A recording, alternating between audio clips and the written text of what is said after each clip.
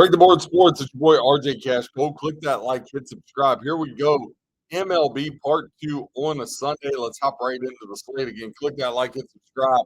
If you want plays, uh, entry level capper on become a member on YouTube, get you one play a day, make money, get you 2+ plays a day. Now the Milwaukee Brewers are at the Miami Marlins. We gave out the Marlins on Saturday.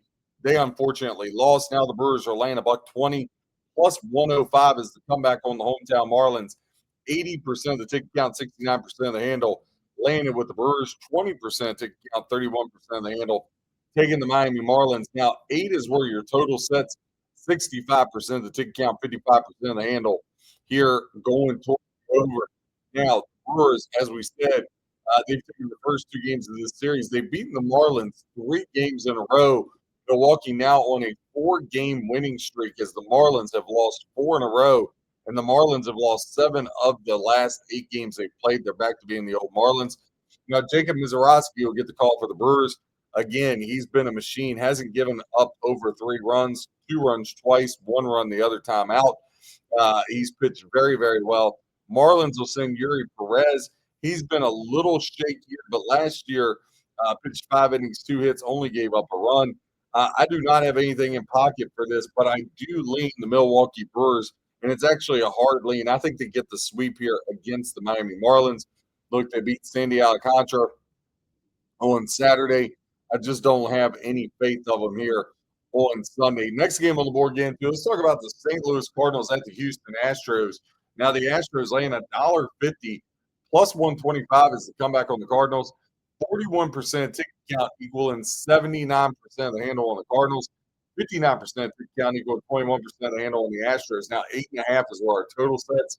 73% of the tickets, 92% of the handle. Going over the 8.5 in this one.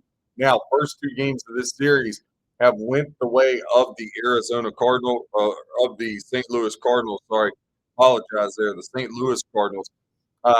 And then on right now, if you look at the scoreboard, St. Louis up 7-1. So St. Louis is going to have won the first 3 games of this series against the Houston Astros. Cardinals now will have won 4 in a row. When you look at this, the Astros, they have been in a lot of trouble now. They've lost 3 in a row, but if you go all the way back, they have actually only 2 wins in their last 11 games. They've just been absolutely dreadful. Now, the Cardinals, Southpaw Matthew Liberatore having one of his better seasons to start. The first 2 starts only gave up 1 run in each, but his last 2 starts, he's given up 4 runs in both outings. That's to where Mike Burrows, he struggled himself. 5 runs, 2 runs, 3 runs, 6 runs. He's kind of been all over the place. I want to take the Astros here to avoid the sweep, but I'm not laying $1.50. Ultimately, had to get off the game here for this one. Next game on the board, we got the Cincinnati Reds against the Minnesota Twins. Now, listen, these 2 teams played on Saturday. Had a little bit of a lean here going towards the Twins. That did not work out. They lost 5-4 to the Cincinnati Reds. Did the Twinkies? Twinkies laying $1.25 plus 104 here on the Cincinnati Reds. 54% ticket count equaling 35% of the handle to the Reds. 46% ticket count, 65% of the handle. $1.25 with the Twinkies. 8 is our total. 68% of the bets, 82% of the handle. Going over the 8, 32% ticket count, 18% of the handle. Going to the under 8. Now, when you look at this, again, the Reds, they have taken the first 2 games of this series. Minnesota, after being on such a roll, has lost 3 in a row now. Reds have won 4 of their last 5. Brady Singer is going to get the call now. He pitched really well his last time out. 6 innings, 6 hits, only allowed 1 run against the Giants. But before that, 5 runs, 2 runs, 3 runs. So been a little suspect here as Brady Singer. Now, Bailey Ober, he's been really good, 3.32, but his last start gave up 4. Again, I like the Twins. I'll be putting a play on the Twins, Masadar 20. I said this on part 1. I like the Guardians. So Guardians and Twins, 2 of the plays I lean more towards tomorrow than some of the other games.